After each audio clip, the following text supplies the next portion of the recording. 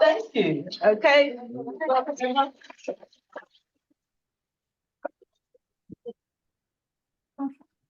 try not to move around. Well, hello everyone, I'm Emma and I've spoken to so many of you and probably evangelized about the apprenticeship programme so far. But yeah, I'm going to talk to you a little bit about my apprenticeship experience. So I was on the level 5, I think it's technically called the operational and departmental manager apprenticeship here at Happy. And I think what I'll do is I'll talk about the experience in like a series of questions. So the first one is, who was I before my apprenticeship around 18 months ago? Well, I had been tasked with, and I'm quite young, with leading, building and growing an entire UK function of a charity. And I felt like I had quite good instincts as a leader. Had been managed, as I'm sure we all have, really poorly in the past. I'd been micromanaged, I'd seen everything go really wrong, and I understood what I didn't want, but maybe I was struggling to understand what I did want. And I'm a Gen Z, and I know that's scary. There are Gen Z leaders now entering the workplace. I'm technically the oldest year, so I'm called an elderly Gen Z, which is really, really humbling these days. And there wasn't a lot of leaders who had experiences like me in the workplace yet, and so I felt quite alone. And I was a disaster at finance and forecasting, and I really needed some practical help in those places. And I really liked flexible leadership, but I found it really hard to have difficult conversations. And I'm sure, as we all know, difficult conversations are the bread and butter of being a leader and growing and managing a team. So what's a happy apprenticeship? Well, basically, you get put in this cohort of around, it can vary in numbers, but mine was around 10 other people, other leaders who were in a variety of positions across various sectors, including kind of public, charity, health, some private. And they were all incredibly and vastly different people to me. And you undergo some classroom learning. So actually my sessions the entire time were fully remote, but it was like today. There was lots of breakout sessions, lots of interactive talking, and I really got to know these 10 people really well, almost better than I knew myself at times. And you cover some theoretical knowledge, and I'm sure you're a bit like, oh God, theoretical management knowledge, how dry. But truly, the whole purpose of the apprenticeship is to then put that into practice, and you leave with this incredible set of facilitation skills and tools to actually use to make your practice better. And then you do some written assignments, and you have to devote 20% of your time to learning every week, which is actually such a challenge. And it's the bit that everyone on an apprenticeship finds hardest, because you have to devote time to making yourself better. So being on a happy apprenticeship looks like, and my first one is eating a lot of humble pie, because you discover all of the ways you are not a good leader. And the first practice and the first thing we were asked to do was undergo a series of heavy reflection exercises, where I learned so much about what I was as a leader and definitely what I wasn't. And then it was a lot of learning live from my peers and learning about their experiences. Some of them are managing incredibly difficult contexts in drugs and alcohol rehabilitation. Others were managing whole dog shelters. Hello, I'm very friend. And it was really interesting to learn through them. And we learned through a variety of, obviously, that classroom teaching, but also coming to each other and having to coach each other through some really difficult situations that I had no knowledge about how to run a drugs and alcohol rehabilitation program. But I did have lived experience about managing difficult people and trying to get something past the CEO when they're not feeling their best.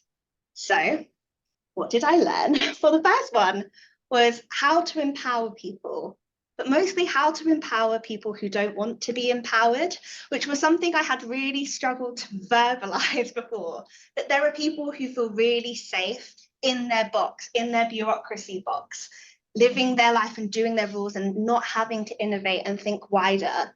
And I learned a lot about how to empathize with those people and ask them questions and use liberating structures to actually unpick how they're thinking and to empathize with them.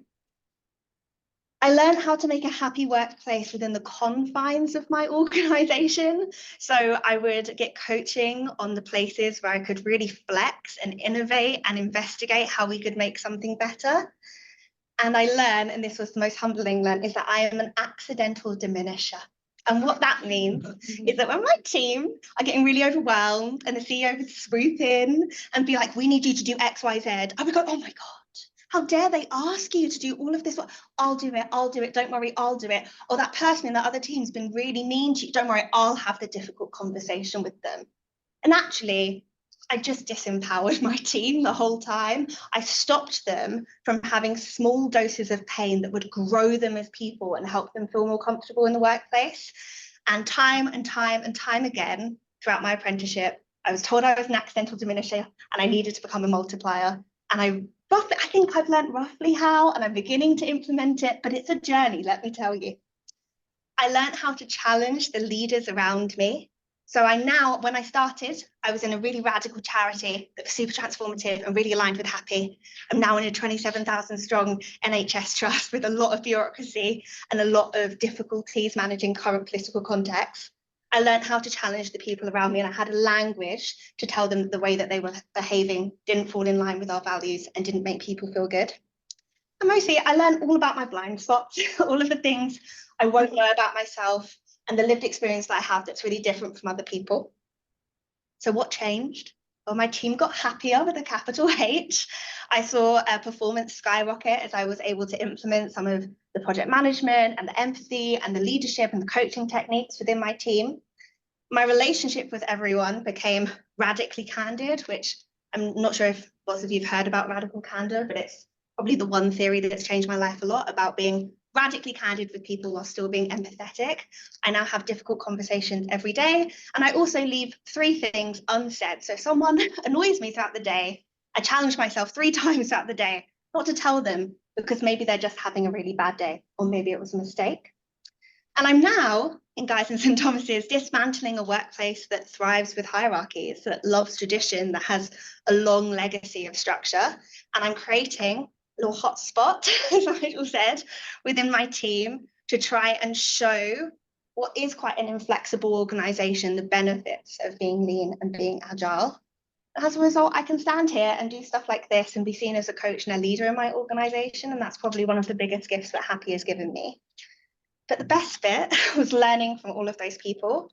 I think the Happy apprenticeship and the way that Happy teaches that management theory and challenges you to do the coaching in every session, to talk to each other, means that I've now left with 10 friends for life and 10 people who will support me throughout my career. So if you choose to go on an apprenticeship, which I really think everyone should do, just know that you'll probably leave with a network that you'll have for life. And I'm happy to take questions at the end of the session, etc. Did you ever have self-doubt? Was there a point in this where you thought, I'm going to give up? It's much easier just to go backwards and to go forwards. Did that ever happen? Yes and no. So the resilience that the apprenticeship taught me how to access my resilience. So it taught me a lot about understanding when my chimp enters the room, which is the idea when your real emotional part of you enters the room, and to understand what triggered my chimp.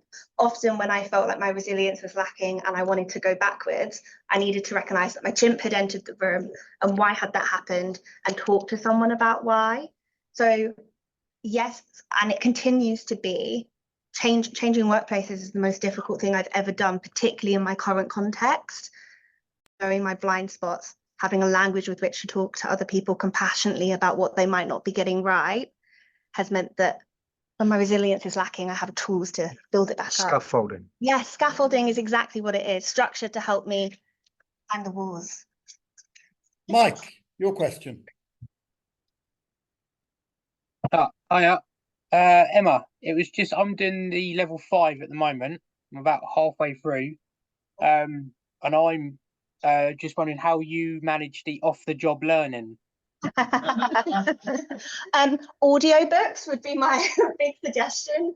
If you can do passive learning throughout your job. Also, if there's shadowing opportunities that you can undertake that would be beneficial, so ask someone to kind of mentor you, and as part of that you can do some shadowing. That counts as your off-the-job learning. But audiobooks was probably the best way that I digested lots of learning and got my hours done. But the off-the-job hours are the struggle, and everyone struggles, so you're not alone, and I wish you luck.